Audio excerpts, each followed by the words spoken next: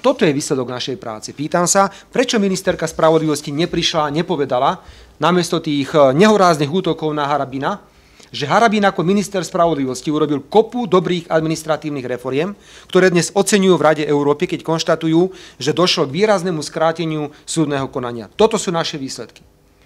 My sme rovnako dali sudcom, prokurátorom 13. a 14. platy, lebo vieme, že keď ich nezaplatí štát, tak ich zaplatí niekto iný. Je povinnosťou štátu starať sa o sociálne zázemie prokurátorov a sudcov, aby boli nezávislí. Ako náhle im siahate na platy, beriete im 13., 14. plat, skracujete im ešte aj mesačné platy, o to väčšia môže byť tendencia ľudí pokúsiť sa uplatiť sudcov alebo prokurátora vo svoj vlastný prospech. Z hľadiska výkonov a profesionality, ja teraz nebudem hodnotiť expresívnosť výrazov a vyjadrovania Štefana Harabina, nesiaha pani Žitňanská Harabinová ani po päty. A myslím to úplne vážne. Tu máte konkrétne výsledky, ktoré potvrdzujú, že Harabin to robil dobre. Skrátiť konanie v občianskoprávnych veciach, to je veľké umenie. A reformy, ktoré sme prijímali vo vláde na základe jeho návrhov a podnetov, sa ukázali ako mimoriadne úspešné.